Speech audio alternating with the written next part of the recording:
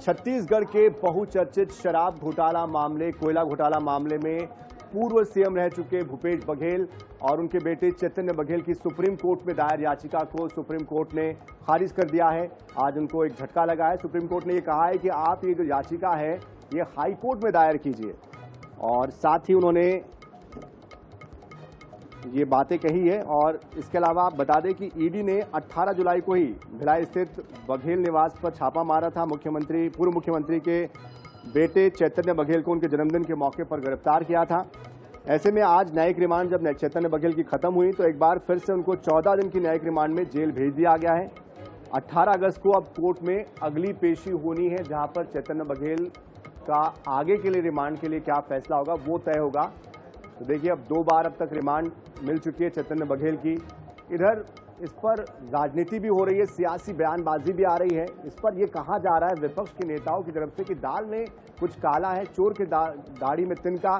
साथ ही कुछ ये कह रहे हैं कि भाई अभी तो उनकी गिरफ्तारी हुई नहीं है, कोई सम्मन ऐसा आया नहीं है, फिर क्यों इस तरह से वो पहले से ही अपील कर रहे हैं। यानी कि वो ये जानते हैं कि आने वाले समय में ऐसा कुछ हो सकता है। तो कुल मिलाकर बयानों का दौर भी जारी है। तो आगे का रास्ता क्या तय होता है कांग्रेस की तरफ से, ये भी देखना होगा, क्योंकि इस पूरे मामले को लेकर जांच अब तेज हो गई है। मनी लॉन्ड्रिंग और शराब घोटाला मामला जो 3,200 करोड़ का बताया जा रहा है, जबकि मनी लॉन्ड्रिंग का जो मामला है उसको लेकर भी कई तरह की जांचें चल रही है।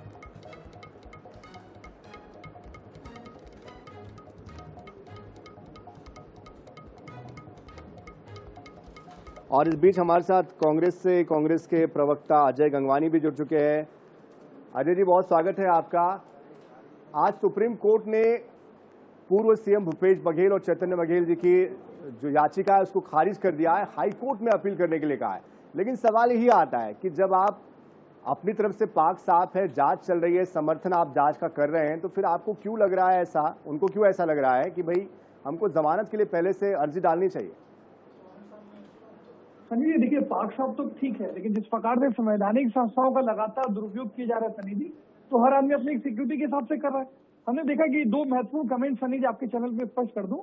अभी ताजा शराब घोटाले में ही कुछ दिन पूर्व माननीय सुप्रीम कोर्ट ने स्पष्ट रूप से ईडी ने कहा कि राजनीतिक लड़ाइयां चुनाव में लड़ी जानी चाहिए, जांच एजेंसियों के जरिए नहीं।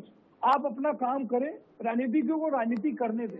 ये आज तक का सबसे कड़ा कमेंट है, जो इस बात का सनी जी सबसे बड़ा प्रमाण है कि जो संवैधानिक संस्थाएं, चाहे ईडी हो, आईटी हो, सीबीआई हो, ये भारतीय जनता पार्टी के राजनीतिक हथियार के रूप में टारगेटेड, द्वेषपूर्ण और सिलेक्टिव कार्रवाई कर रहे हैं। इसके पहले भी तमिलनाडु शराब घोटाले में भी ईडी के लिए स्पष्ट कहा गया कि ईडी सारी हदें पार कर रहा है और संविधान के संघीय ढांचे पे सीधा प्रहार कर रहा है। आज के देखिए खारिज ने क्या, अगर आप डिटेल पढ़ेंगे सन्नी जी पूरे मामले को, उन्होंने स्पष्ट रूप से कहा कि पहले आप हाईकोर्ट में वो करिए, हाईकोर्ट के थ्रू आइए। अगर 2 मामले स्पष्ट उन्होंने जो इस मामले में कहा, पहली बात जो असंवैधानिक गिरफ्तारी है उसके खिलाफ आइए, लेकिन जो गिरफ्तारी के खिलाफ अब जो न्यायालय से छूट चाह है उसके लिए हाईकोर्ट के प्रोसेस चाहिए, क्योंकि उनकी तरफ 3 रिट याचिकाएं दायर की गई थी सनी जी, जिसको 2 में उन्होंने कहा कि वाया हाईकोर्ट आप सुप्रीम कोर्ट आइए, और एक याचिका को 6 अगस्त को उन्होंने स्वीकार किया है कि इस याचिका पे 6 अगस्त को हम इस पर सुनवाई करेंगे। तो महत्वपूर्ण है कि कांग्रेस पार्टी ने आपको लगता है कि राजनीतिक द्वेष के चलते एक्शन लिया जा रहा है?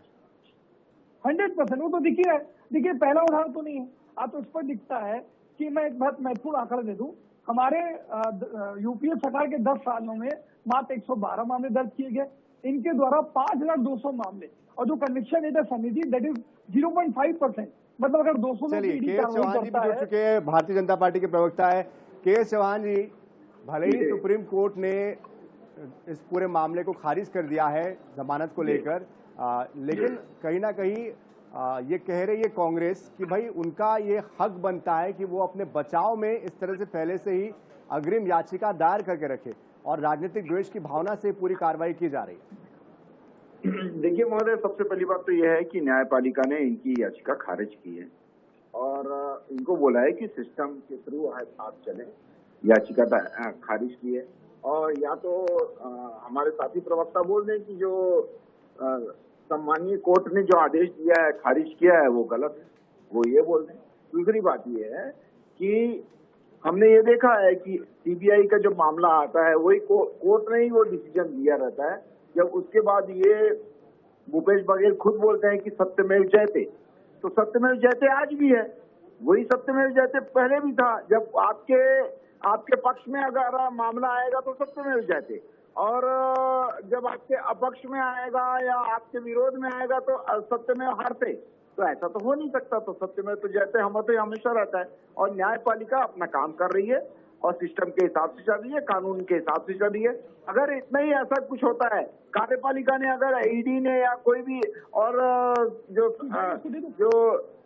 टीम है, अगर उसने कोई काम असंवैधानिक किया है तो आप उसके लिए याचिका करें, आप हाई कोर्ट में जाएं, आप सुप्रीम कोर्ट में जहां जाना चाहिए। लेकिन आज तक तो न्यायालय ने कोई टिप्पणी दी नहीं। क्यों नहीं दी? कन्विक्शन रेट के बारे में बोल रहे थे, तो कन्विक्शन रेट मैं मानता हूँ 0.5 है, लेकिन जो 1947 के बाद हमारा जो FIR के हिसाब से जो कन्विक्शन रेट होता है वो कितना है, साथी प्रवक्ता को मालूम नहीं होगा, तो वो लगभग 0.3 है। तो कन्विक्शन रेट जो ईडी का है वो उससे ज्यादा हाई है। तो आप ऐसे बोल के सहमत नहीं लगा सकते हैं। जब आपको बरी कर दिया जाता है तो आप बोलते हैं कि हाँ ठीक है। चलिए, आपका कहना है कि दोहरा मापदंड अपना रही है कांग्रेस, आप ये कहना चाह रहे हैं। बहरहाल बहुत बहुत शुक्रिया दोनों का ही हमारे साथ जुड़ने के लिए। अजय गंगवानी जी आपका, KS चौहान जी आपका हमारे साथ जुड़ने के लिए। तो देखिए, दोनों ही दलों के अपने अपने तर्क हैं, लेकिन ये जो पूरा मामला है अब ये जांच के दायरे में पहले से ही चल रहा था। ऐसे में आगे किस तरह से जांच बढ़ती है, क्या नई बातें निकल कर आती है, इस पर भी हमारी नजर बनी हुई। जमानत के लिए, अग्रिम जमानत के लिए कौन जाता है? जिसके खिलाफ कोई वारंट होता हो जाता है। अभी तो ऐसी कोई बात ही नहीं है ना। लेकिन ऐसा ही मामला सामने, इसमें आपके ही एक मंत्री ने इसे नौटंकी करार दिया है। नहीं, मेरा ये कहना है भाई कि किस बाबत कौन गया है, ये आप समझ लें, फिर मतलब उस पर चर्चा करें, मतलब बेहतर है।